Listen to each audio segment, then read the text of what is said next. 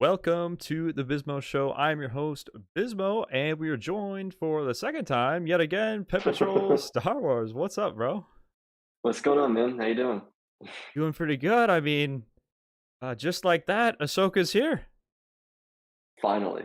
Yeah. I can't believe, I don't know exactly how long ago when it was first announced, but at least 2, maybe 3 years ago, just seeing, I believe, Rosario Dawson and Hayden Christensen even back then coming on stage and just being so excited, like, oh, in for a treat. Now that we're finally here, especially since, some of the shows that were announced, like, you never know if they will for sure make it to the finish line. So it's just great to see that we're finally here. Yeah, today we'll just be having a discussion. I'm gonna be honest, it's the first show. I have no notes. We're just gonna be talking pretty much all Ahsoka here.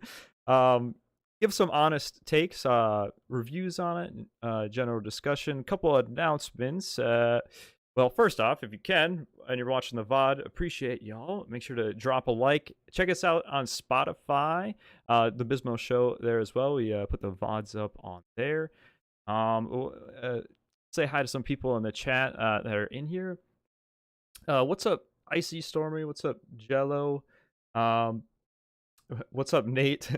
Oh, welcome back. Uh, You know, we're just in for such a treat with Rebel season 5. I mean, Ahsoka. Sorry, I mean, get that out of the way now. Yeah, absolutely, man. Yeah, so what do you want to start with? You want to start with like how it started off? Like what did you think about like the intro? Like just that introduction with Balin and Shin. Shin? Right. I think that was literally the perfect introduction to the show. Personally, I have zero complaints with that. It kind of reminds me of like Phantom Menace introduction, but dark side a little bit, Yeah. like Obi-Wan and Qui-Gon, but we get Balin and Shin, and like the acting's really, really like with T there too. Even with like that captain, pretty like he's pretty like, oh, who are these guys? Like, what do they think they're doing? And I mean, Balin's a standout just from Oh the yeah. beginning of that scene. I mean, you got one thing right. We are no Jedi, and just brutal, pretty brutal off the bat. Yeah, absolutely. I mean, it's a shame because like I'm sure like what we're gonna see for the rest of the season is gonna be really like Ray put in like an amazing job for the character, and so like it's a shame you won't be able to see how the fandom reacts to it because I'm fairly confident that it'll be very positive, um, and it'll be It's, embraced. yeah, it's just such a shame. I mean, just losing someone really that early, just in general. But at least we can kind of celebrate, his life with this show to some extent. I mean, obviously he's a big character in the show. It seems like. I mean, from the trailers and whatnot, super captivating. Anytime he's on the screen, so far, I'm zoned in. I'm fully locked in. Yeah. But yeah, we'll just be kind of going through with this. One thing though, I want to say about your channel. If you haven't checked out Pente Patrol Star Wars, make some great what ifs. Make sure to go head over there. But I've seen even today's video, you're making some more Ahsoka themed what ifs. Is that what's going on right now? 2 videos a week is what I'm shooting for Ahsoka, which is originally, like because it was like Ahsoka was supposed to come out on Wednesday, and my schedule's always, Saturday, Tuesday, Thursday, Sunday, so I was like, "Yeah, whatever." And so I was like, "Oh, I can hit a Thursday before Ahsoka comes out, then I can hit uh, a Tuesday and then a Thursday." And I was just like, "I'll just keep it that way." But yeah, I'm shooting for doing, 2 Ahsokas a week. That's great. Yeah, today's was a lot of fun. I caught some of like the latter half of the premiere, and you made Ahsoka, like Padme and Anakin adopt Ahsoka in this scenario, right? Um, Yeah. to a T. But I found it interesting that Ahsoka kind of had her own like kind of life on just being able to do all these different activities. She was an intern for the Senate and whatnot. Kind of heard all Yeah. that. Yeah, that I was I it was one of those videos where I was just like, I wanna be wholesome. I don't wanna do the whole thing. I want it to be just different, wholesome, chill, happy, and I think it kinda hit the mark. People yeah, seem to yeah. be happy with it, so that's all that matters. Yeah, I certainly like the happy ending ones. When I the rare time I do a what if video, they end up getting a little bit like a little weird at the end. I'm gonna be honest. It's been a while Yeah. since I've done a proper what if. But yeah, that's great. That's awesome. I think that would be like good for your channel too, obviously. And it's you're really treating your fans with that too to kind of shift with that with Ahsoka coming out. Mhm. But definitely in for a treat there.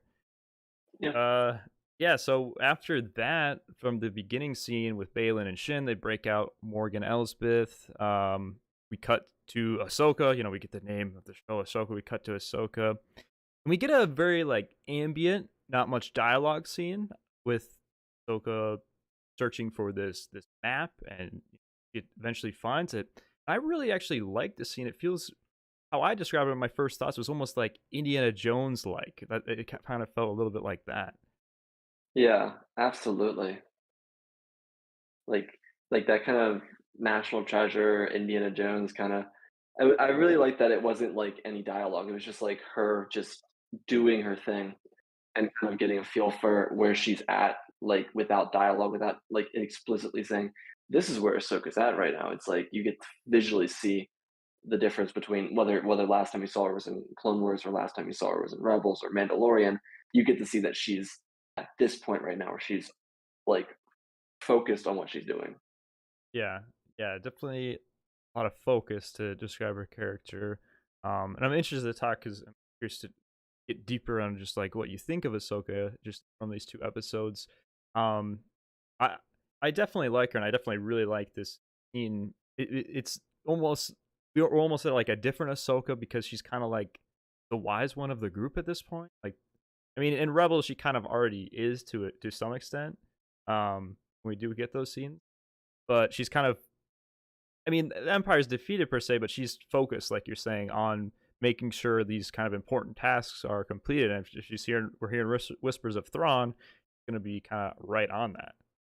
Um, so yeah, she gets the star map, which I don't know for sure. Like I don't know if this was confirmed or not, but those beings like on the sidewall is that of the Zepho, like from the Jedi Fallen Order game, like the that's been confirmed or not? It looks very similar. I think it is. I'm not really sure. I haven't played Fallen Order and I'm not too familiar with it, so I think it is, but yeah, I'm not really sure. I was like watching, I was like, what the hell is that? Like, like I Yeah, really yeah, was like yeah.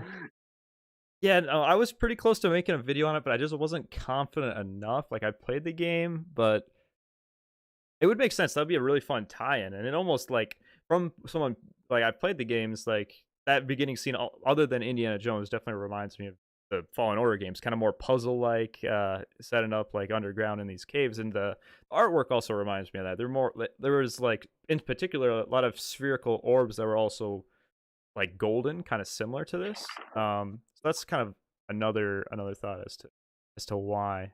Now, from there, she gets the map and brings it to, or she gets the message from Hera, right? Or they've got an urgent call that Morgan Elsbeth had gotten broken out, right? Yeah, yeah, mhm. Yeah. So then Ahsoka meets up with Hera, and they're having that talk there. And I gotta say, actually, this conversation here was kind of make or break for me very early on. Like, not to say make or break as a whole, but like it was very crucial.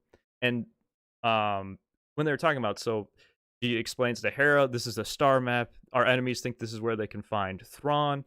And I what I needed to hear right away, and Hera does say this, is the importance of Ezra. Like, if Thrawn's out there, we can find Ezra. Just if if Thrawn's, a big weight, like he's a big threat, there has to be that kind of emotional weight that, Ezra, for all he did in the sacrifice, that has to be almost equally as important. So I'm glad they didn't like simplify right away. Like I knew Ezra was going to be in it, but that needed to be established like immediately if that was going to be brought up. I completely agree, and that was something I was a little worried about is, like, having the characters from Rebels portrayed differently, because, like, that's kinda something they do with Anakin in Clone Wars, like, Anakin and Attack of Clones and in Revenge of the Sith is, like, very different from the Clone Wars version of him, and so I was Mm, afraid that they were gonna kind of change the characters around for like the live action iteration. And like the um, the actress that plays Hera, she like perfectly captured that emotion of Hera when she mentioned Ezra, and that was like for me that was like because I'm really big in the Rebels, so like yeah. to me that was like okay, she's Hera Syndulla. Like there's Hmm. no question that's Hera Syndulla, Yeah. that's Ahsoka, and I was like, we're good, you know. Yeah. Yeah. I gotta say, I don't know if I've seen much of this, but like for me, yeah, Hera, I think personally was portrayed like as good as it could be live action, really, really well. Um, like as good as you really can be from that transition. It's never easy going from animation to live action. It just really never is. Like it's a steep task, and I don't really have any complaints. Like as a whole, like including all the characters so far, kind of brought in. For Ahsoka, like I would like to see more Ahsoka in general. Like to be honest, and then it's the Ahsoka show. But I mean, it feels more like Rebels season 5 right now than truly the Ahsoka show, which I'm all here for. I think I'd mentioned to you, but I rewatched Rebels like so.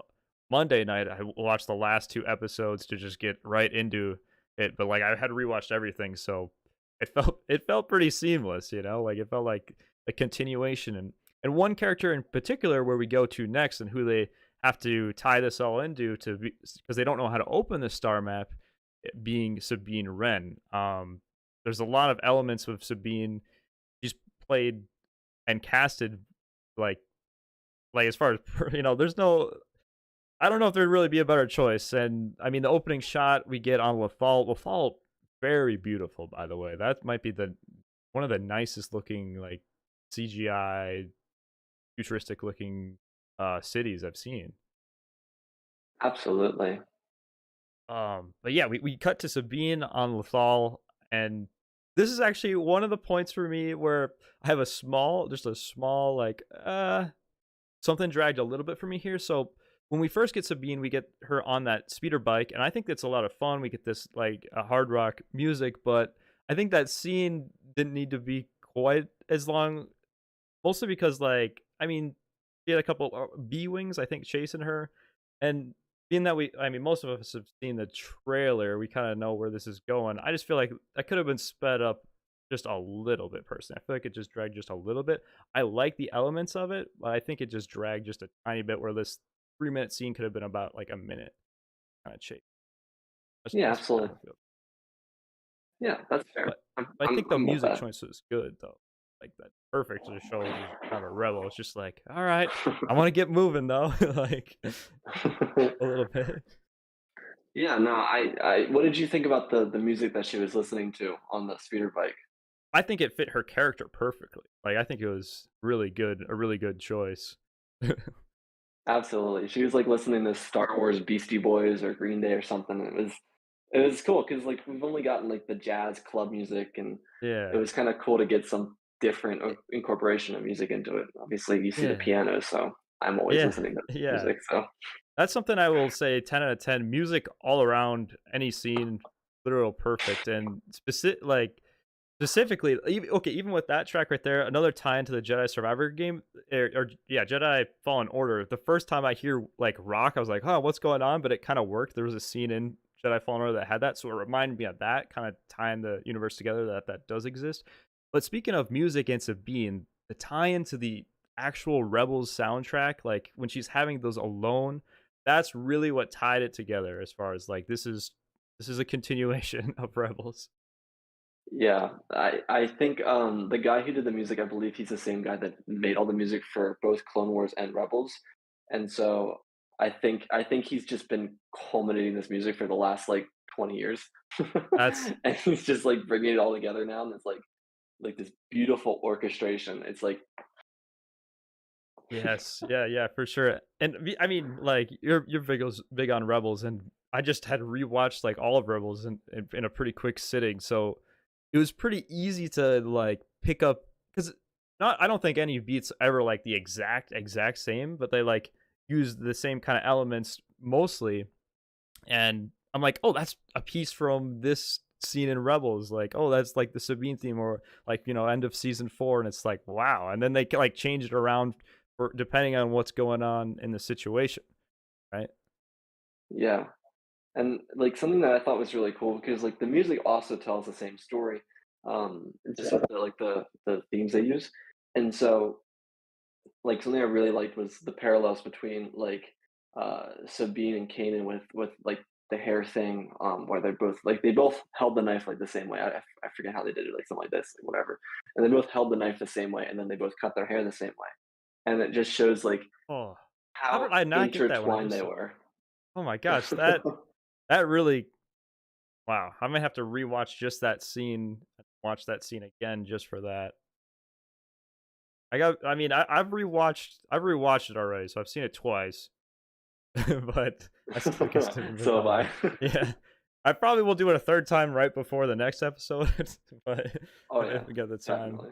But yeah, then um we get to the just Sabine on her own in the old radio tower or Ezra's kind of old makeshift home, right? Where he Yeah. would typically hang out.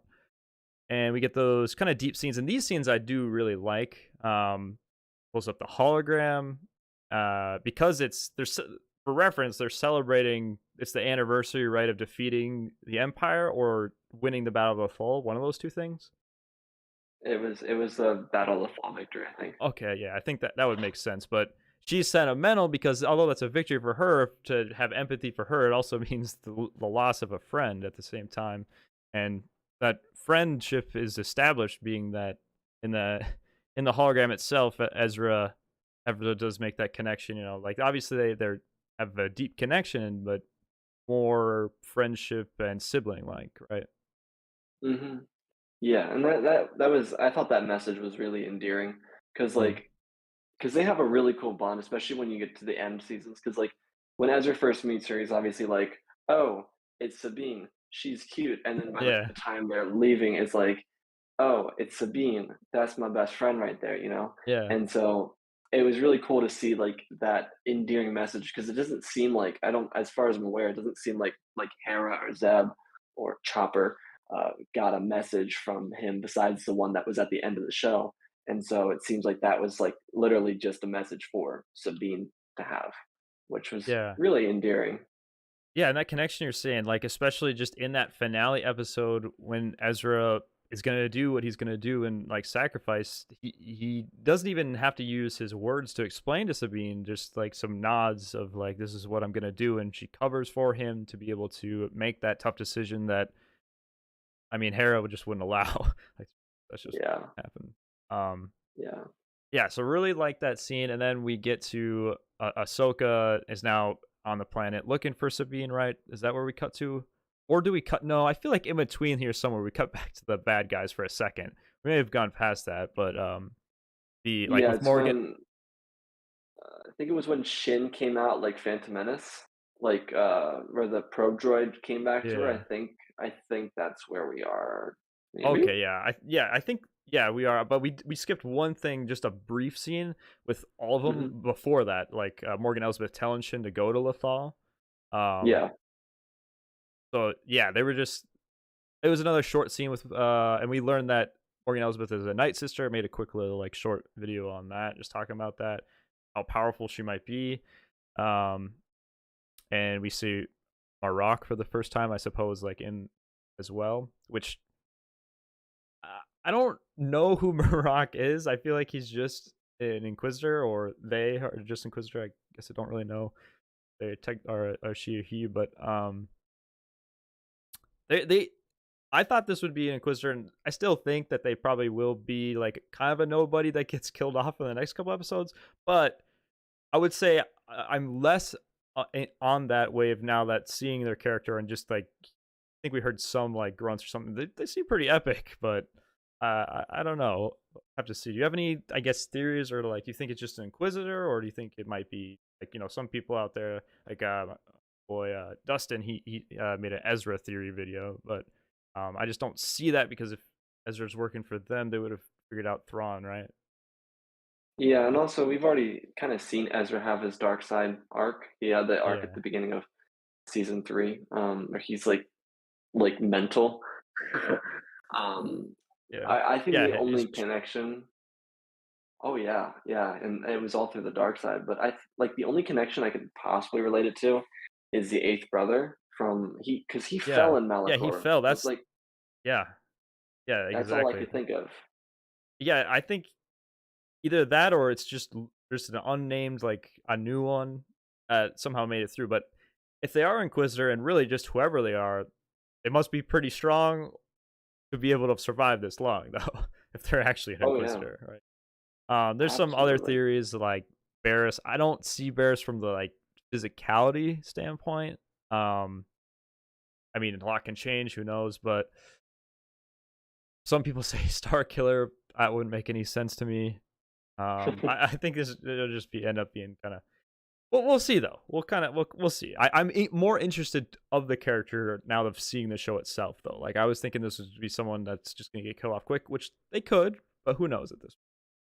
But yeah, Yeah, Shin is sent to find Sabine, and then parallel Ahsoka and Sabine meet up, which kind of a little bit awkward because Ahsoka had left her, which I found a little odd. The Master leaving yet again. Got fed up with the stubbornness of a Mandalorian. yeah.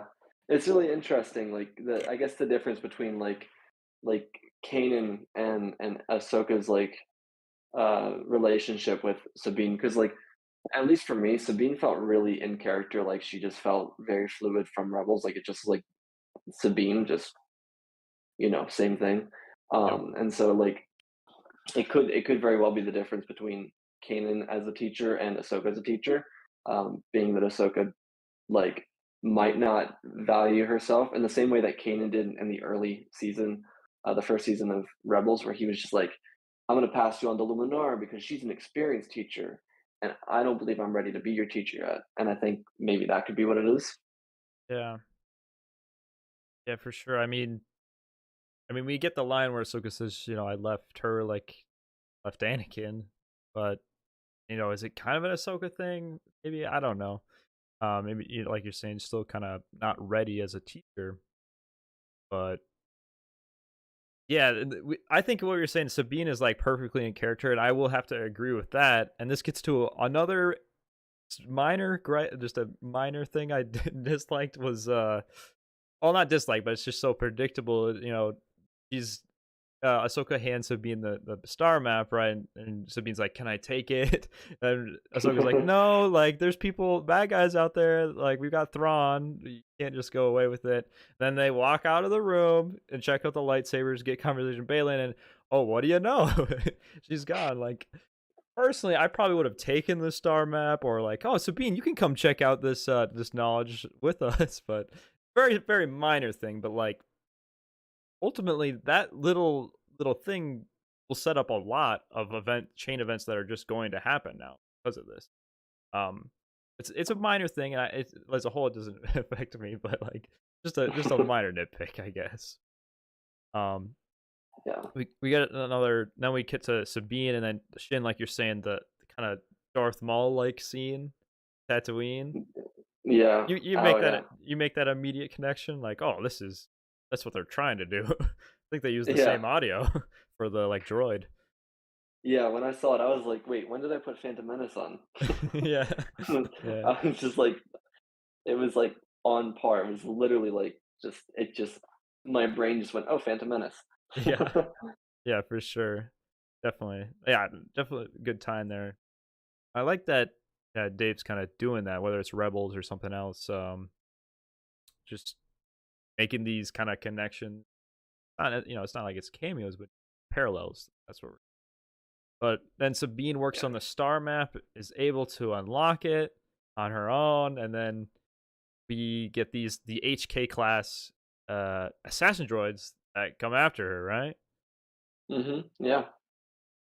And I like this fight scene. I really like we get to see, and people that don't know Sabine, you can see how talented she is as like a Mandalorian, like with the actual physicality, taking out these kind of droids. Her work is destroyed though after unlocking this whole new galaxy. Um, and then we get that lightsaber fight scene between her and Shin that ensues. Oh yeah. And so what did you think about that one? There was two lightsaber fights. Which one which one did you like the most? And then what did you think about the Sabine Shin one? You're talking to like from the second episode, like that one is. Yeah. Yeah, so, Um, like, before we go any further, like, which one yeah, did you like more? yeah. I have to think on it. I mean, the music is good for both. I would put them. Hard for me to pick. Hard for me to pick. I actually liked this first one. I like them both. I will say I like them both. But I like this first one a little bit more because I think it's a probably like a pretty perfect, accurate representation of how skilled Sabine would be at a time where she left her training, but she still had trainings, had lightsaber training, obviously has been trained a bit. She's going against a dark Jedi Padawan, not somebody that's a full master yet.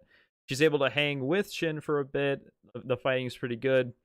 And then I think what some people might not be picking up on here is like she gets stabbed, right? Let me just say I have no problem with this. It's not through the chest, it's not through the center, like it's off to the side. You can kind of tell that. But was this deliberate of Shin, who isn't a Sith but rather a dark Jedi, someone that seems a bit more conflicted as a character in general? Like she's constantly asking, Balin, like, Master, like, should I do this? Should I do that kind of thing? Um, Yeah. by the way, Shin as well. I would say on par performance with Balin. I very much enjoy Shin as a character, but what if Shin was kind of conflicted and just her objective wasn't to take out Sabine there, but rather just immobilize her? What do you think? Yeah. I think she was more so going for the immobilization because like, part of me feels like she was, like, toying around, but also part of me feels like she felt genuinely challenged because like, we've seen Sabine use a dark saber before. We've seen her use the dark saber before and actually lead with it. I think that Mhm. was the opening to season 4, and so, like, we know that she knows how to use it, but you can see that she's kinda, like, knocking the rust Yeah. off of the moves and stuff like that, and she's not exactly comfortable with it, but, like, I don't know, I felt like, oh, oh, my brain just thawed out. Oh, you're good. I Wait, lost wait, track of wait. thought. Wait. Okay, wait, wait. I had something, and now I'm blanking. Um. Oh yeah, you said toying. Shin was toying with Sabine, right? Right, And yes. that's a good point in that maybe. I mean, this is a time where there are not many Jedi left. Sabine or Shin is trained by Balin a lot, but how many times do you think she actually has a real lightsaber fight, like a chance to really put her like other than deflecting blaster bolts, like a true fight? So like she could have been toying with, or an element of like, oh, this is for real. She has a lightsaber. I haven't had a real fight left. Maybe she was caught a little bit off guard as well, though, due to that. Like I'm sure, like probably was much more confident in the fight, but she probably was still a little bit surprised that that Sabine even had some skill with this. So, Yeah, I actually really like that point a lot because that ties in really well with the sequels as well because like it's like the post Empire era is like an era without a lot of Jedi, an era without the two Sith lords, and so like it would make sense for Force users and lightsaber users to be like really like not advanced like in any yeah, way, shape, or form. yeah, not advanced, not using necessary. I mean, I'm sure Shin herself, she's been trained by Balin, who was at the temple. So like, so there's some structure there, but the Yeah, repetition and only being able to spar with one person versus like like an actual real fight, um, would be pretty intense for sure. yeah, But yeah, we cut off there from episode 1, and we leave off with that cliffhanger of her getting stabbed. I mean, I know there's some people out there that haven't seen the trailer that were probably like, "Oh no, she actually is dead." But if you've seen, if you've seen the trailer, I don't think that was a concern. yeah. I actually, as we're going in this to the second episode, was Ahsoka using psychometry, like the same thing that Quinlan and Cal uses? Because she was walking around that area and she was like put her hand out and like Ooh, there are the sound effects, and I was that's a good curious. point. The first time I watched, I actually was like, "Oh, I should make a video or something on this." But it was Force Echo. Force Echo is, or what Force do you Echo, call it? What do you, or what uh, was like comic? psychometry. Is that what it's also called? In the Survivor and Fallen Order games, it's called Force Echoes, right? So Mhm. yeah, that's I think exactly what that uh kind of was going on, and that was super cool.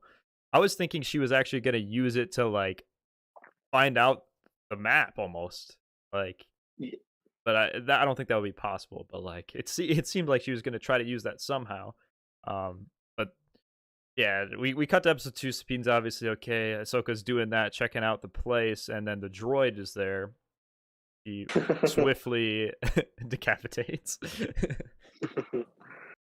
Yeah. What do you think?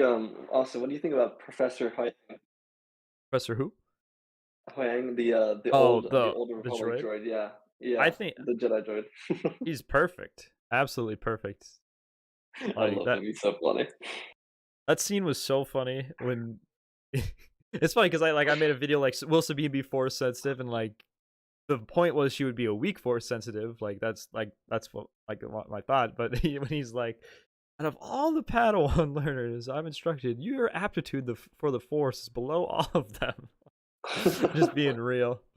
Um, Oh God. uh, that great great like side character, kind of like C3PO in a way, kind of relief, but bringing that kind of knowledge and structure.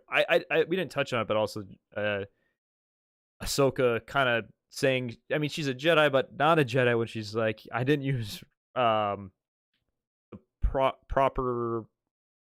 Well, she interrogated Morgan Elsbeth for the information, but the droid was like, how did you get there to speak? And she said something along the line like, I didn't follow the Jedi code. I forget exactly what she said, but you I don't know what I'm saying. Yeah, it was like not a Jedi method or not one that the Jedi would approve of or something like that. Just More something Anakin snarky. like from the Clone Wars. Aggressive Yeah. negotiations. Yeah, no, Yeah, we get a lot absolutely. of scenes like that where Anakin's literally force choking in the Clone Wars. Crazy. Yeah. Yeah. No, I mean, we've got so many seasons, like they're bound to do something like that. But Oh yeah, absolutely. yeah, no, I like that. Yeah, episode two is a little bit shorter, but episode two, like I had just a couple minor like plot things for episode one. Overall, really enjoyed it. Episode two, I have no notes. Like it was perfect, and a big part of that being Hera and Chopper kind of getting a bigger role for this episode as well. And Chopper, our favorite war criminal, back in action. I love Chopper so much. He's so funny.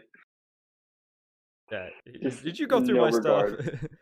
We should shoot this. Shoot it down in the city. Shoot down the ship. I think what's really cool is they made Chopper a little bit more understandable than he was in Rebels. Because in Rebels, like, you really have to be listening, and, Yeah, like, when I listen to him, it sounds like he's cursing every other sentence, so, like, yeah, whenever I hear him, he's like, "Mother effer this, you're a yeah, son of a this," and he's yeah. just I like I think he said what the what the what the f during this last year after she said I didn't go through your stuff, and he's like what the something like that. uh yeah, no, Chopper absolutely great. I wasn't expecting this when they visited the place for like Imperial loyalists to kind of still be there. I mean, they said it was more due to greed, like they probably profited more from the Empire. But even to see people throw their lives down for the Empire at a shipyard, I was not expecting to see that. I thought they would like uncover someone. I didn't realize the whole operation was going to be corrupt. Yeah, and it's kind of a cool parallel because like, what we saw in Mandalorian Season 3 with, like, that one episode that just had nothing to do with anything else, where they were on course out the entire time, Yeah, it was really cool because you get to see, like, the Imperial people that were, like, reforming and becoming New Republic officials, and then they just kinda weren't at the same time, and so, like, you can kinda see how the New Republic's become so lean that they kinda just they need people to work for them because not everyone yeah, is going to be accepting of them. Which is yeah. like it's kinda cool, it's like a really cool, like I guess what I'm trying to get to is it kinda like it makes sense to set up how the First Order is, like, going to rise eventually. It's it gives a realistic insight of like there's still flaws with this new republic. Like I mean, there's always some kind of flaws, but it's certainly not not great when like an entire planet essentially is still aiding efforts to Imperials at this time. Um, Yeah. Definitely, and I made a a really big kind of theory on this, but the other big scene was we get now Morgan Elsbeth opening up the star map and that more bigger grand place, which looked really cool on the screen and doing so. But on through the second watch through, because I was so focused on the new Galaxy stuff, my second walk through, I don't know if you saw this or not, but there on the new Galaxy, there's like a ring that goes around it, and on it there's images of Purgles. I'm like, almost 100% there. Now, Yeah. I made a pretty wild theory video on this today, but basically my sum up is I believe that this new Galaxy where Thrawn and Ezra, the Purgles took them, I think this is going to be the original home of the Purgles. Like I think this is going to be where they are from. Um, and beyond that, I think basically the videos is like how to travel between galaxies in Star Wars. My theory on how that will be accomplished is usually with Purgles, we see multiple of them at once, and they are hyperspace capable, right? And Yeah. usually they're kind of almost in like a semicircle to somewhat of like a grouping together. Sometimes they go together and generally in quick succession enter hyperspace at a quick time, right? And Hmm. Morgan Elsbeth is building this Eye of Sion ship that's in a circular pattern that has multiple hyperspace cores. They said 9 from the episode, and it's kind of made in a circular pattern. My theory is that it takes multiple hyperspace capable beings or artificial beings in a kind of semicircle pattern of sorts to cause this kind of interdimensional centripetal acceleration when they go off at the same time for them to be able to travel through space and time and enter this new galaxy. That's kind of like the sum up of it. Like I don't know if it's gonna be that complicated, but like I saw Purgles in a circle and made me kind of think of that.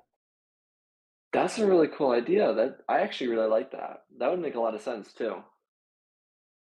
Because we've never seen a structure like that. But first of all, I really like that structure. The big like I compared it on another stream to like a space bridge from Transformers. It kind Yeah. of reminded me of that. So like it would make a lot of sense for it to kind of replicate the function of the Purgle when they jump to hyperspace too. So that's actually I really like that idea. Yeah, yeah, and beyond that too, it said that the Purgles kind of taught like the humanoids in Star Wars or inspired them to make hyperdrives. Would it almost be kind of another parallel that they inspired them to now make this crazy structure that it's capable of now, as the Purgles are obviously able to, if they were able to get there, travel between uh galaxies. What? Yeah, absolutely. Definitely one where I went a little bit harder and I'm like, yeah, I'm getting my engineering degree for a reason. No, I'll put it to work. No, definitely fun. I like to do that kind of stuff. And that's kind of the approach I'm taking to Ahsoka is rather than full on breakdowns, I'm just kind of making videos on the stuff I kind of want to cover or found interesting, or like if I think of something like that from the episode, or like for example, I was thinking about maybe still making that Zepho potential video. I don't know if I will, but just like things I find interesting rather than the full on breakdown. There's enough of those, but Oh, there's plenty of them. yeah, yeah, no. um, What were you say? when do you think Thrawn will show up? Which episode do you think Thrawn will show up in? I think it will be either the end of next episode or the end of episode 4, because I think there'll be some kind of time jump.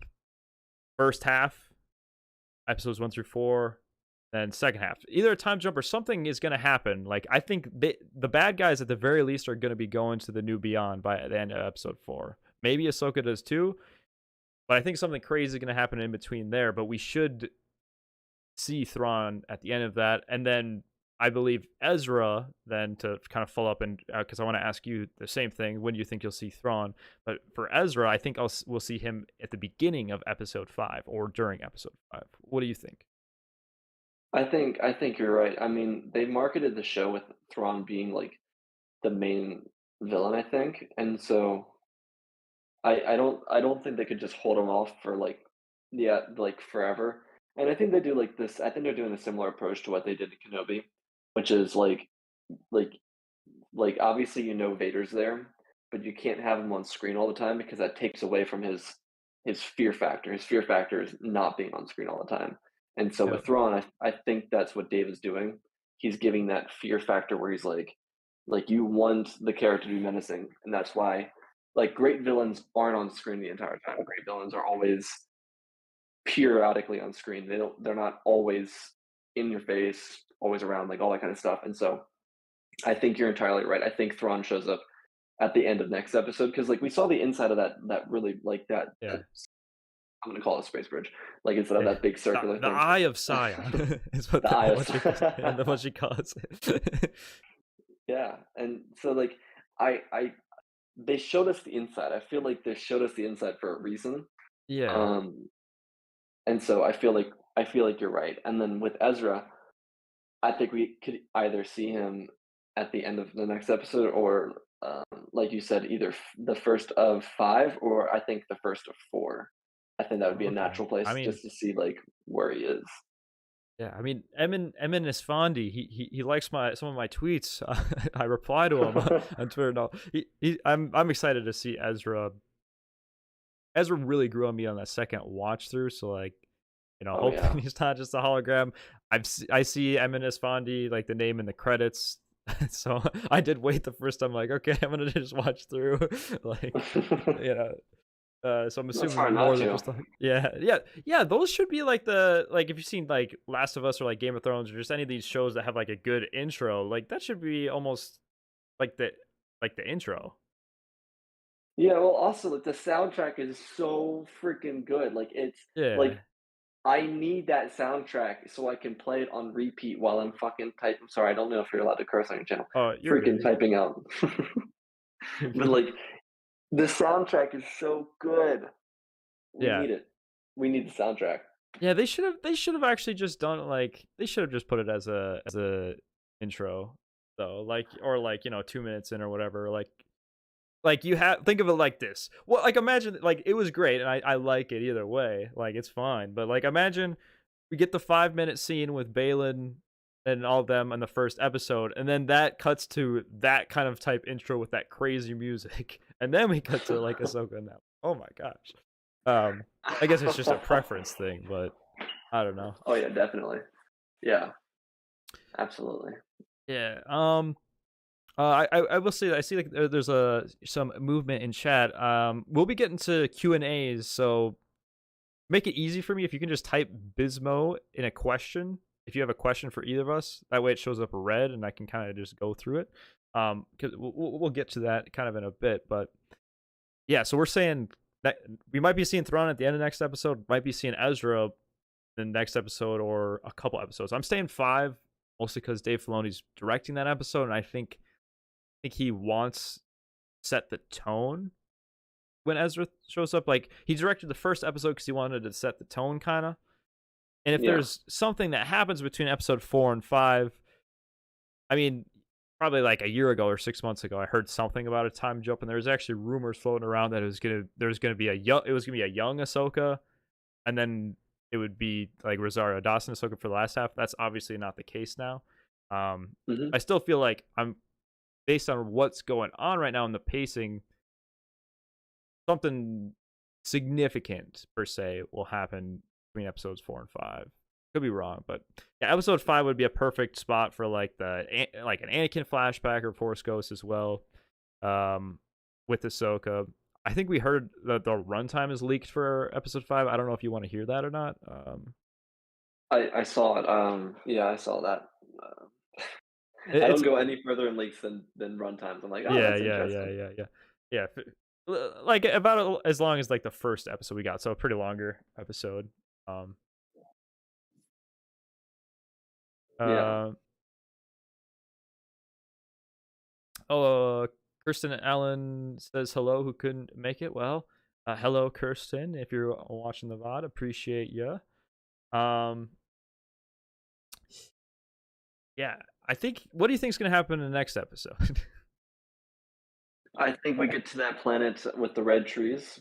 I think we Mhm. have a lightsaber duel in the forest. Yep. I think we have a double lightsaber duel.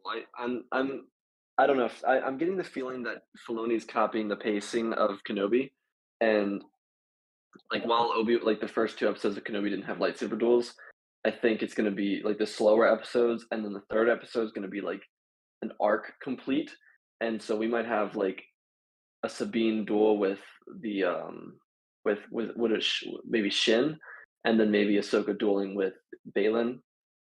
Maybe that I could be far fetched, but no, I think we're gonna see a double duel, just kind of based off the trailer, honestly. Like, I think there is a scene where I believe Merrick or Maroc, I call him Maroc, is involved, um, yeah. fighting Ahsoka as well. But I would think it's this same. Would it not be that same planet where they have that Night Sister magic going on? Like, would it just be like in the back there? I would think like that looks about what it would be. I forget exactly what it would call it. I had it in my notes written down, but Yeah, I don't know. that's what I'm thinking. It looks like it's on that planet.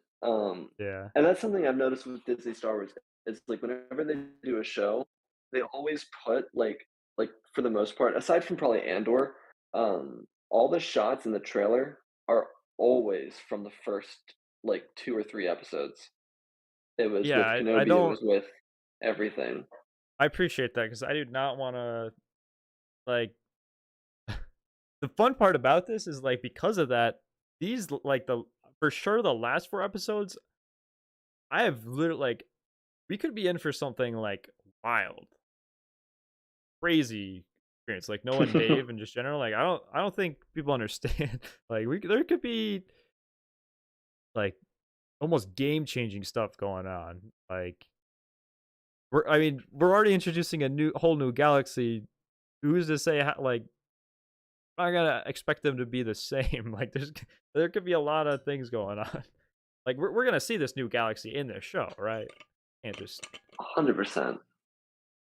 There's no way they don't, but yeah. I want I to see think you're Ezra. 100% right.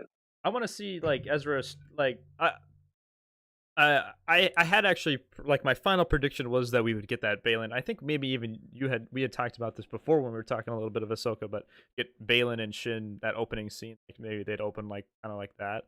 But I also I've said in different streams I had wanted or like it would be cool to see like nothing from the trailer, like a 4-minute scene of just Ezra like struggling in this new galaxy with a bunch of new like weird like threats or whatever, and then we just forget about him for the next 4 episodes and then come back to him later. But um, I still would like they could do it with episode 5 though, like if that's when he's coming in or just whenever he's introduced. I want to see this element of like different if this is a different galaxy kind of. Yeah, absolutely, and I think they'll be able to convey that because you see that with the planets, like Lothal looks unique, Corellia looks kinda how we saw it in Solo, so, like, there's, like, a similar environment with these different, like, planets we've been to, and so I definitely would expect to see this new galaxy in, like, some kinda different, um, light than we see the other planets in the current galaxy, but you mentioned on the note of Ezra, you know what I really, really am dying to see? That that kickflip that Ezra does, I wanna see that in live action, that's all I wanna see. I Oh have made up my my, mind, that is what I wanna see. Because that oh it's like a really cool move, it's really cool. yeah, no, it's uh, yeah, that would be awesome. I want to see him connect with like a large animal and ride it at some point live action. Bro, yes. Yes, they gotta explore and also, I mean, if he's in a new galaxy, I wonder if, like, if those animals are force sensitive, that he's able to connect with them the same way he Yeah, was the Purgle, and back yeah, to your theory with the Purgle naturally being from that galaxy, if they are from that yeah, galaxy naturally, if they are, then it would make sense that he would also be able to connect with not just the Purgle yeah, there, but the yeah. other All animals other there. animals, yeah, they're all forts. That's I think I don't know if I mentioned it, but another reason as to why they would be allowed to travel or like the Purgos force sensitivity, like the connection between them compared to the Eye of Science ship, like they physically connect the hyperdrives, but the force connects the Purgos, allowing them to travel simultaneously between. Again, this is all just a theory, but it sounds good in my head. No, it's a cool theory. I'm curious though what ends up happening because I mean I'm assuming the bad guys are gonna one way or another make it to Thrawn and make it to this new galaxy or whatever. But I want to know how Ghost Crew ends up doing it. I think we see Purgles at some point, but is this lightsaber fight going to end up happening in this next episode, and then the bad guys get away, and then they leave the good guys kind of in the dust, Ghost Crew, and they kind of got to figure out how to get there now with nothing or a bit behind. And I think I mentioned this differently, but New Republic kind of stingy. I don't see them making an Eye of Sion based off like that Mando episode interaction. Like Thrawn, who's that? Like oh no big deal. But, which actually, thinking back on the trailer, did we see a collection of New Republic leaders like Mon Mothma? I don't think we've seen that scene yet, thinking about it. We haven't seen that scene yet. But speaking of Alliance and New Republic, you know what warmed my heart? And this might be fan service, I don't really know, but seeing Home One in live action again just like warmed my heart like nothing else. Because like we haven't seen it since Return of the Jedi in live action, and it was right there, and they flew into it, and I was like, bro, that's Home One, you know? Oh, I just got goosebumps somehow from you saying that, though, thinking about it a little bit more. Oh, that's awesome. I mean, even just seeing honestly, just seeing X-Wings fly across the screen was kind of a nice. I mean, we see him in Mando and stuff, but like, I don't know. However, Dave did it, it just kind of hit pretty good. Like, Yeah. kind of playing with everything there. And also, like that Jedi shuttle, I'm not gonna lie, I live by myself, so I can kind of yell at the TV. So like I was sitting down and I turned the lights on and I was sitting there and like the first scene started out and I saw the shuttle and I was like, Yeah. "That's a Jedi shuttle. That's a Jedi shuttle. That's it." Like someone's gonna Yeah. come around the corner and be like, "A Jedi shuttle," and I was like, "Oh, Oh, that's awesome. shuttle." Oh. How that scene is I could rewatch that scene so many times too though. They got Jedi clearance codes. I'm like, even though you like, I know exactly where this is going based off the trailer. Like, when you know something is gonna happen, but you're still like just so deeply in it, you know it's good. Oh yeah, absolutely. And I love hallway scenes. I don't care what anyone says. Hallway scenes are so goated. They're so Oh, cool. I mean, like Rogue One hallway scene, Vader. I mean, what what's going on here? Yeah, I know. It's so cool. I mean, it's in Star Wars too, so you're always gonna see a hallway scene, but like, it's yeah, always so cool to see like different Force users in a hallway because like Luke and Vader are very similar in their approach to a hallway. Maul yeah, is a menace, and then like Balin and Shin were very different in their approach to a hallway, which is it's like really cool that it's not yeah, like just copy paste. It was like you can see their distinct styles in it. yeah. I miss Small. I gotta say, he's survived a lot, or had survived a lot. Oh, he had a great ending in Rebels. That's actually my favorite episode of Rebels. Favorite scene of Rebels. But, Oh, it was beautiful. some people don't like that it wasn't a long fight, but I think it was poetic, and showed Thrawn's skilled. But I think that had shown in that Rebels scene was the determination that once Maul realized, "What are you doing here? Oh, you're protecting not something, but someone." And that like changed Kenobi up real quick of like, I'm going Super Saiyan here, like there no messing around, like you are not escaping, or like you this is where Maul ends. But no, yeah, I kind of like that. I had put a poll up before this started. Not the biggest of sample sizes, but I think we've got just like, what do you rate the first two episodes of Ahsoka? 27 votes, 52% loved it, 41% liked it. I think one vote for meh, maybe two, but nobody said they did not like it. So a lot of positivity, at least in here, of those that voted. And yeah, as far as like a rating goes, like, um, I mean, it's tough to say because like I almost want to leave room to rate what I think will get even better and better. But like I still think, other than those couple plot point like small gripes I had, like the little drag scene, whatever, near perfect, like probably a 9 out of 10 for me. Like overall, like really good and like perfect transition from Rebels into Ahsoka, and that Mando season 2 episode. Like that combination of those two things kind of interconnecting with this show, I think was to a T. Absolutely. I completely agree. And that's like the exciting thing because like it started like we got a great start so far and it does like have it's true to Dave Filoni pacing. It's like just that's how he paces things typically. So like it's very Dave Filoni style, which is cool. But I think you're right. Like it's just like you want to say like you want to give it the great rating, but you're like something else is coming. You Yeah. know it's coming. I had this problem though. It's just I had coming. this problem like, and this is great to know. I had this problem with Mando season 2.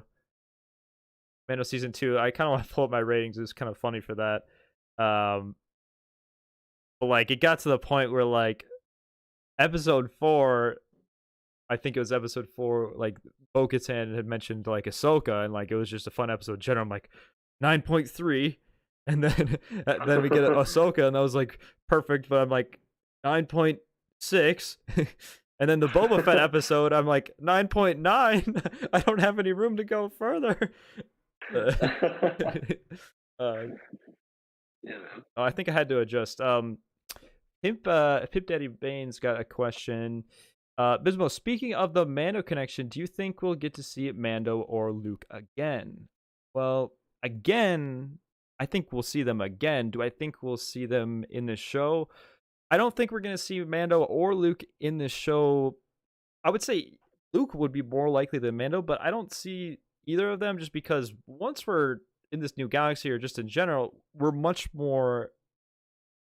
We're not like once they're in a new galaxy, like how are they going to show up, right? Like I just don't see that happening. Like, you think Luke or Mando are going to show up in this show in particular? Because I don't. I don't. I mean, there's potential for it because I mean they kind of set Mando up at the end of season 3 to be involved with the New Republic, and at the end of season 3, Zeb isn't in that bar. Now, obviously, like big galaxy, he could just like not be in the bar that day, but like Yeah, I'm sure it was intentionally done for him not to be in the bar that day. So probably not Mando because Zeb has probably already moved on from the bar to maybe be with the Ghost crew if we see him in this. I mean, he got a really positive reception when he showed up for like 3 seconds, just sitting there you're talking looking about the bar, gorgeous. like the Republic outpost, like at the end. Yeah, yeah, the Republic outpost. And so Mando, I don't really think, but like Luke, there's potential there because I mean, he built his temple. If we're in the timeline, Luke is we're somewhere between like 6 and like 8 ABY. Ben doesn't become his first student until 15 ABY because Ben is born after Endor. So he's 9 years old. He's the same age as Anakin when Anakin joined the Jedi Order. So Luke could be still out and about because he doesn't have his first real student Yeah. until like at the very very least 5 years later. So that one is Yeah, that much does more give a lot likely. of room. And I mean, being just heir to the original heir to the Empire story, like obviously is heavily Luke involved. I was just thinking, like, I think Luke will be involved in the story as a whole. Like once we get for sure to like the movie, like the Mandoverse movie, like that's gonna be some kind of like Endgame esque meets Star Wars, right? Should be a lot of Yeah. fun. I just feel like I don't know. Once we get to this new galaxy, I feel like it would be hard to contact Luke. But I wouldn't be surprised, even in this next couple episodes, if there's if Luke's available, right? He's not trained students or whatever, and there's notion of Thrawn or just a great Imperial threat. It almost wouldn't make sense to some extent, like that he wouldn't be at least notified or tried to contacted. But I understand that it's almost like I was just describing this before Ahsoka, but it feels like a race against the clock. So it might be time sensitive, and that like there's no time to get Luke. We got to track him down before they get to Thrawn. Eventually, Luke will get involved. I just don't see it. I don't want to, bite my words, but unlikely this series. But even Mando season 4 or the movie, because I think this will start to become a bit more interconnected. Oh Yeah, yeah, good absolutely. good question, Pimp Daddy. And what's up, stay on target? Yeah, hashtag faith in Filoni. I love that. I love that. Yeah, given our thoughts, I will say we're at the hour mark, so we'll be wrapping up here in a bit. If you guys got any last minute questions, I know there's one more thing I want to talk on. If there's anything you want to talk on, I got one more thing before I forget it. But I had mentioned there's conflict with Shin, but also even Balin himself. Like their lightsaber is not full red for a reason. They're not Sith. They're dark Jedi. But even sarcastically or not, Balin says it would be a shame to kill Ahsoka Tano. There's so few Jedi left, and that line is delivered so well. Like it could be interpreted a couple of different ways, but what I'm getting at though, in the question is, do you think by the end of this, there's a chance that one or both of them, Balin and Shin, might be swayed or might not make the typical bad guy decision per se? Do you think there's conflict? It's possible. I mean, I'm not gonna say a definite no. I think it's definitely possible because, like, it seems, especially with Balin, that there's much more, like, a lot of warmer feelings towards the Jedi than, like, a typical Sith would. I'm not expecting to see anything related to, like, Dark Jedi or, like, not Dark Jedi, but Gray Jedi. That's what I meant to say. But, like, I could see it going a couple of ways. Like he could go back to the light. He could go further into the dark.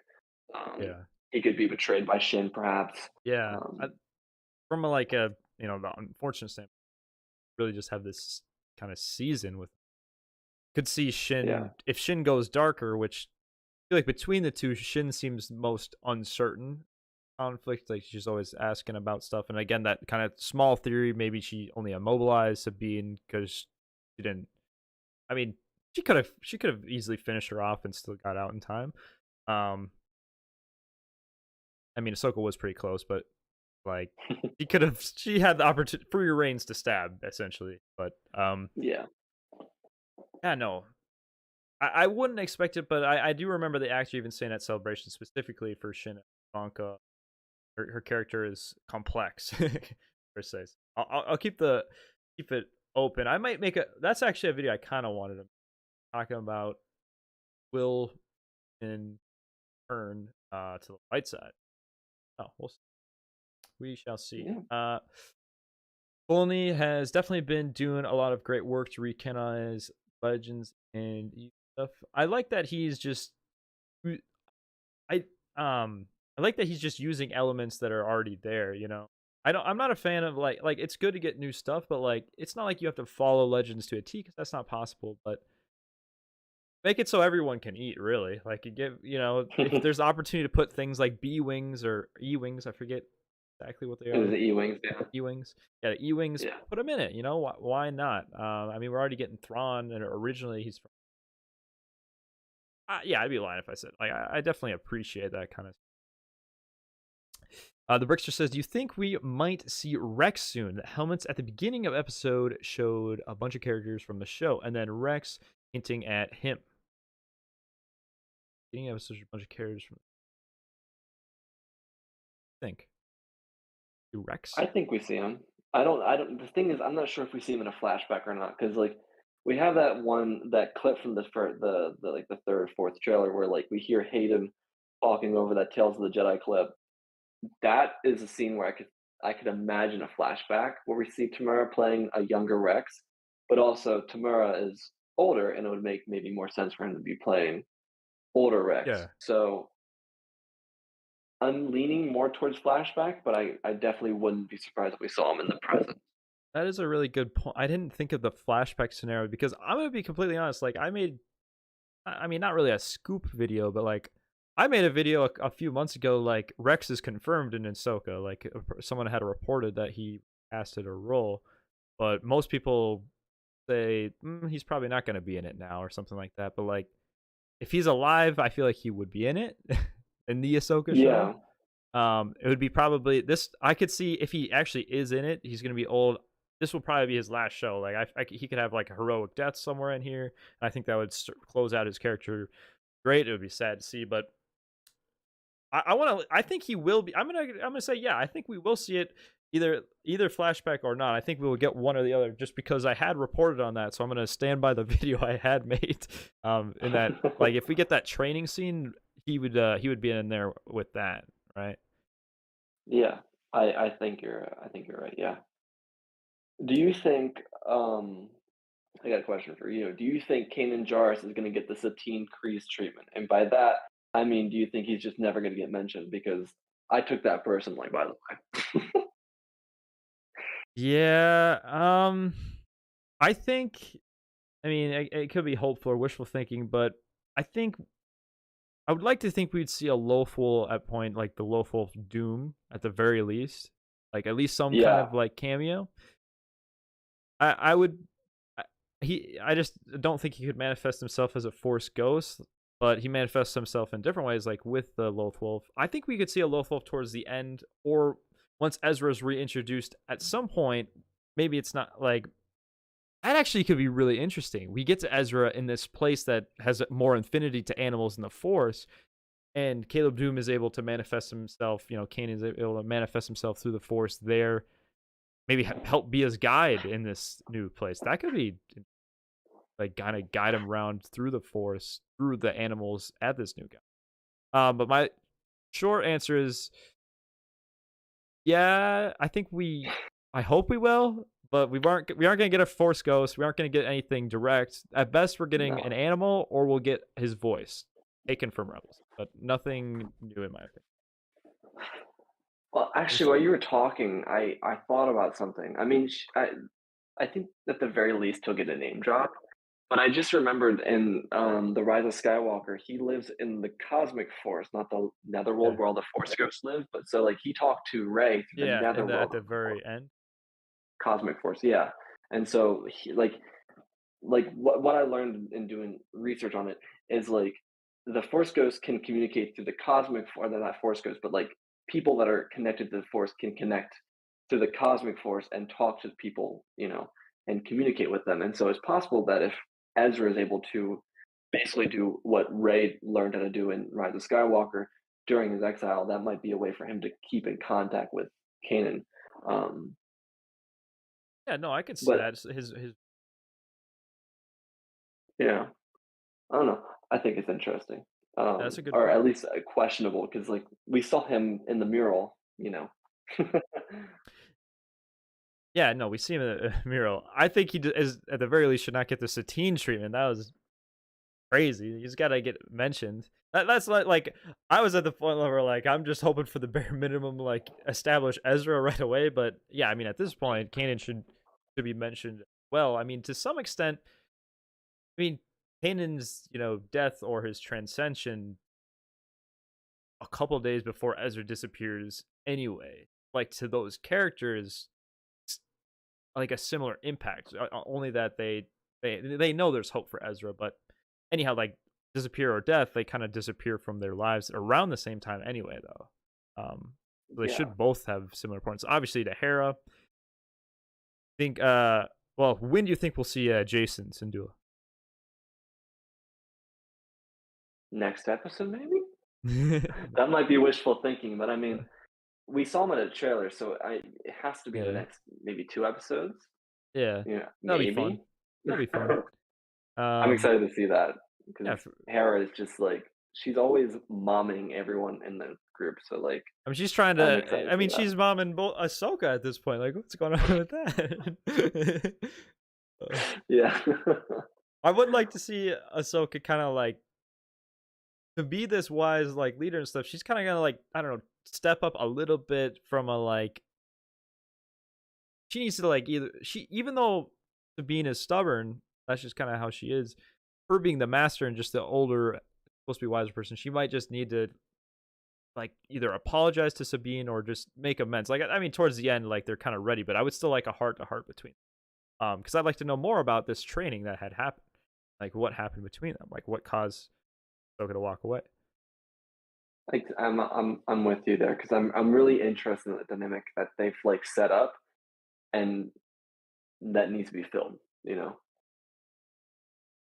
They definitely did the teen dirty. Yeah, no name drop is crazy. I'm trying to see if there's any other questions. Looks like we'll be pumped to see Rex. Like I certainly would be. Um, tighten up, Sniffs. Yeah, Dustin said that the other day on the Stand Target stream. It's crazy that Hera, Chopper, and Zeb moving on since Ezra disappeared. They thought he was dead. Well, to be fair, they haven't heard from him for like 10 years, and also there are holes in the Star Destroyer windows. Like when they make the jump, I wouldn't say it's like Like what they saw was a bunch of Purgles breaking Star Destroyers and those like shooting off into space. So I can't say it looked the best for him. Yeah. She seemed fairly convinced that he was dead, and like she had to come to terms with that already. So Yeah. So if I'm Sabine is still obviously affected in PTS, basically, like having flashbacks. That so from a like whatever the relationship is, Ezra being or not, which probably not, and that's okay. I want for Sabine to have that reunion, that close friend of hers, obviously affecting her. Uh, and yeah, that. yeah. What were you saying? Oh, I was gonna completely agree with you. That reunion is gonna destroy me. Yeah, Like, I'm so excited to see Ezra. Knock on wood. I don't know. I'm just gonna knock on wood just in case anything. And Thrawn too, but yeah, I don't really have much else. I guess could mention Zeb. I mean, they spent all that CGI budget for Mando appearance. I feel like if they're trying to find Ezra, somebody's got to hit him up, get the gang back together, get all of Ghost Crew back together. I hope we see him. I don't know. we saw Ryder. I mean, we saw Yeah, like the governor of Lafayette. We saw Ryder, and then one of the guys behind him, he was another character from Rebels. yeah. I The can't he remember was his one of the name. yeah, I forget the name, but he was originally one of the cadets with. He goes way back. One of the cadets with Yeah, Ezra, which was super cool. And we don't see Ryder at all in the trailer, so that's like another like, oh, very nice. Like it's like the voice actor that plays him, great voice actor, great actor as well in general. Rickster says Jai Kell. Yeah, Jai Kell, that's the one. that guy. Yeah. Yeah, that was good. Puts him on the spot there too. Great to see Ryder. I don't really have much else. I think we covered it pretty good. Overall impressions. Let's go. This is awesome. Really. Yeah, Ahsoka's here. There's a question I saw from Pimp Daddy Bane. How do you all feel about not having the original voice actor for Ezra? um, does the original voice actor for Ezra look like Ezra? I don't think Close. so. I'm not I sure. mean, I haven't seen him I'm before. gonna be honest. From the hologram, his voice is closer or closest or one of the closest from Ghost Crew. That's not really a big problem for me. It's more so, do they get the body movements, the like kind of like I think Hera would be one where like her voice isn't exactly there. That doesn't isn't a drawback because how she acts as a character like done well. That more like motherly sense and all that. No, I'm really excited to see Emin Esfandi portray him. I think he was a perfect pick. Obviously, that's with respect to the voice actors that bring these characters to life in the first place. Because I mean, I think I just had rewatched maybe like a couple hours ago that ending scene just with Ezra saying, "May the Force be with you," as he ends, or like always or whatever when he transported out with Thrawn. No, I think Emin Esfandi is a good role or a good casting for him. I'm just excited to see him. Yeah, I agree with you. And that like short little tidbit where he was in a hologram, like the mannerisms that like this kind of like awkward teenage mannerism that was very key to Ezra's development is because I think he's 19 when everything like when he disappears. He's the same age as Luke and Leia, so if that happens in like right before New Hope or Rogue One, then I guess he'd be 19. Yeah, 19, right? Or would he Yeah, be 18? he was I think he was either 17 or 18. I think Sabine was like 21 at the end or 22 because she's like 30 now. And I think yeah, he would be 28 now. So like he was like yeah, 19 or something like 17. Still teenageish. Room for growth or whatever. Yeah. And so you see that like in his character, like the way he carries himself, he's kind of like the movements with his arms, like it just like it felt very Ezra to me. So like Yeah, it seems like they really like, especially the actors, like really went through and watched all the Rebels and were like, all right, this is who yeah. I am now. And that's something I say. I mentioned it earlier, but like Eminence Fondy, like he is a fan. Like he is a Star Wars fan. Like he's excited to play this role. And I'm excited to see him Don Trail says Ezra deserves a badass entrance for his return. Yeah, I want to see him out in this new galaxy, survive a little bit of a like surviving out there. Kind of relying on whatever this new sure. Um, yeah, no, that would be great. But no, when I first saw that like the official trailer, I basically was like gearing up to how well in that hologram that transition because like I had made a video like Ahsoka is Rebel season 5 because that scene at the end of episode 2 is the same scene we get with Sabine. Like I can confirm that now. Like when Ahsoka picks her up, like it's just interpreted differently. Um, Yeah. but yeah, no, like I think it's a perfect casting. I have zero complaints with any of the casting. It's all good so far. Just being that's Ahsoka show, I want Ahsoka to step up a little bit more these next few episodes. Yeah. 100%. I'm with you there. Yeah, well, I think that about wraps up. It's been fun discussing. Excited for next week's episode. I love that it's actually at a normal time, at least for us here in the states. It's kind of like an event, you know. Yeah. Because it's either like, oh, I'm gonna stay up till 2 a.m. or 2 a.m. to watch it, or I'm gonna wake up super early so I don't get spoiled and watch it without looking at anything. Yeah, no. Thanks again, Anthony, for coming on. It was a lot of fun. Make sure to go check out his channel, Pente Patrol Star Wars, for the Ahsoka what ifs. He's got the last 2 uploads were Ahsoka what ifs, right? Yes, sir. Yeah, they're very solid. Lots of fun. Thanks again, chat, for hanging out. More videos on Ahsoka coming. We'll be live again next week. Should be live again next week. I will say I'm in the process of moving, so there'll be something that releases Thursday if I'm not live. But yeah, hope you all have a great one. Thanks again, those that you tuned in. Thanks again, Stan Target. What's up, Jonah? Icy. Thanks again, Empowering Survivors, Brickster, Dontrell, Pimp Daddy, Hash King, and everyone else that tuned in. Ahsoka is here.